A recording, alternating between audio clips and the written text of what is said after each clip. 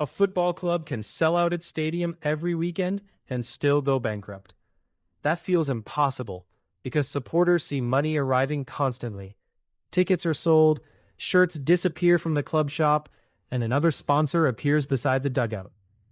Bankruptcy happens when the club reaches a payment date and the cash required is not there. Profit matters over time, but insolvency is often a cash flow crisis. A club may own a stadium, hold player registrations worth millions, and expect broadcast income later in the season. None of those things automatically pays Friday's wage bill. The process usually begins much earlier than the public announcement. The owner has been covering losses, borrowing against future income, or delaying payments while hoping promotion or a player sale fixes everything. Then one part of the plan fails. The owner stops sending money. A tax bill grows. The club cannot refinance a loan. Players still expect salaries because apparently we nearly reached the playoffs is not legal currency. Suppliers begin chasing invoices and transfer installments become overdue. From the outside, the team can continue playing normally for months, while the company operating it is running out of road. Football makes this easier to hide because clubs possess valuable assets and emotionally committed customers. Somebody is always tempted to believe the next owner, next sale, or next good season will rescue the situation. A club can even show an accounting profit shortly before the cash crisis, because profit includes transactions that do not deliver money immediately. Sell a player for £30 million, and the accounts may recognize the gain now, although the buyer pays in installments. Buy his replacement, and wages begin immediately. The directors may also own valuable land that cannot be sold quickly without damaging the club. Insolvency law cares about the ability to meet obligations as they fall due, not whether a supporter can point at the squad and say those players must be worth something.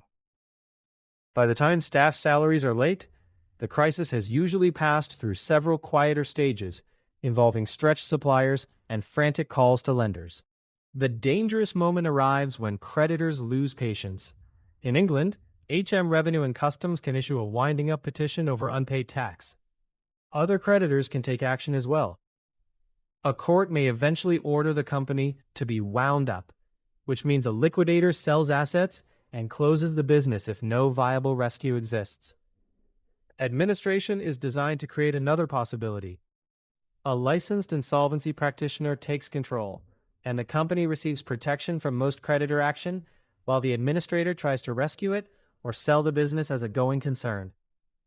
The previous directors no longer make ordinary decisions. Costs are reduced, potential buyers inspect the books, and creditors are asked to accept whatever outcome produces the best available return. Football then adds its own punishments. Under current EFL regulations, an insolvency event normally brings a 12-point deduction. That deduction can cause relegation, reducing revenue and making the rescue harder. It sounds cruel because the supporters and players did not create the financial problem. The league's argument is that clubs should not gain a sporting advantage by spending money they could not afford and then shedding the debts. Administrators therefore enter a business where the main product becomes less valuable because the company asked for help. Whoever designed that system would be excellent at corporate team-building exercises. Administration is expensive as well. The insolvency practitioner and professional advisors must be paid, while the club's income has already weakened. Ticket revenue may be restricted by poor results, and sponsors can become nervous about association with a failing business. The administrator needs enough funding to complete the season, because a club that cannot stage matches loses much of what a buyer wants to purchase. Sometimes, a prospective owner provides emergency money while negotiations continue. Every week matters. A transfer window can allow player sales, while the end of a season may remove broadcast income. The administrator is effectively trying to sell a burning house without canceling the family event taking place in the living room. The club itself is more complicated than the company and administration. A football club contains league membership, player contracts, intellectual property, and usually a stadium arrangement. These pieces may sit in different legal entities. An administrator tries to preserve the operation that supporters recognize and transfer it to a credible buyer. Football creditors receive special protection under English football rules, meaning debts to other clubs and certain football employees generally have to be paid in full before the club can continue in the competition. Ordinary local suppliers may receive only part of what they are owed. That rule protects the transfer system because clubs need confidence that installments will still be honored. It also creates an uncomfortable hierarchy where a wealthy football business can be paid before the small company that printed the match programs. A buyer must satisfy the league, prove funding, and agree how remaining debts will be handled. A company voluntary arrangement may allow the company to repay an agreed portion over time. If no buyer arrives, liquidation becomes possible and the original company can disappear. Supporters may later form a Phoenix Club carrying the name and culture forward from lower down the pyramid. But the league position and legal history do not simply respawn. Football Manager has a button for adding a new manager. Company's House requires slightly more paperwork.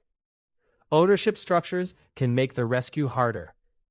The stadium might belong to a separate company controlled by the former owner, leaving the football club dependent on a lease. Training facilities can be secured against a lender's claim. A buyer who acquires the team without long-term access to its ground has purchased a very expensive collection of away fixtures. Administrators must establish which assets belong to the insolvent company and which contracts survive a sale. Supporters hear that somebody has offered £10 million for the club and wonder why the deal is not finished. The buyer may still be negotiating stadium rent, football debts, and the working capital needed for next season. The purchase price is only the entrance fee to the problem. Bankruptcy rarely comes from one dramatic invoice. It grows through repeated seasons where wages exceed sustainable revenue and owners keep the gap alive. The championship is particularly dangerous because promotion is worth more than £200 million to some clubs. That prize encourages spending on players who might deliver it, even though only 3 teams can go up. Deloitte found that championship clubs accumulated £4.5 billion of aggregate losses over 20 seasons. Owner equity and soft loans covered much of the shortfall, leaving clubs dependent on individuals whose willingness or ability to pay can change. Relegation creates the same danger by removing income while contracts remain.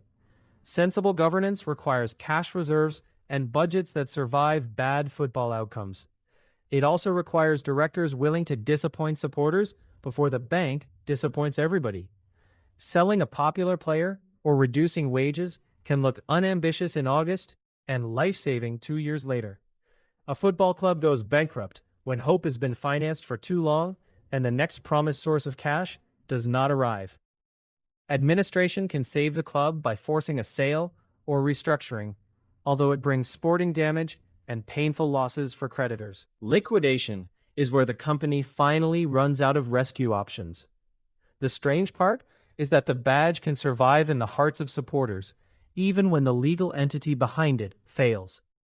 That loyalty makes football clubs worth saving, and sometimes it also persuades owners they can delay reality for one more season. Early warning signs are often visible. Repeated late accounts and unpaid tax suggest cash is being managed from deadline to deadline. Transfer embargoes can reveal overdue football obligations, while frequent ownership loans show the normal business is unable to support its spending. None of those signs guarantees collapse, but together they explain why an apparently normal season can end with an administrator. Regulation can force better reporting and test whether an owner has enough resources, yet it cannot make the owner continue funding losses forever. The safest club is one capable of surviving an ordinary bad season without begging for extraordinary money. Football will always reward risk, so the real governance challenge is stopping a promotion gamble from becoming a threat to the club's existence. That's it. That's all I have. Bye-bye.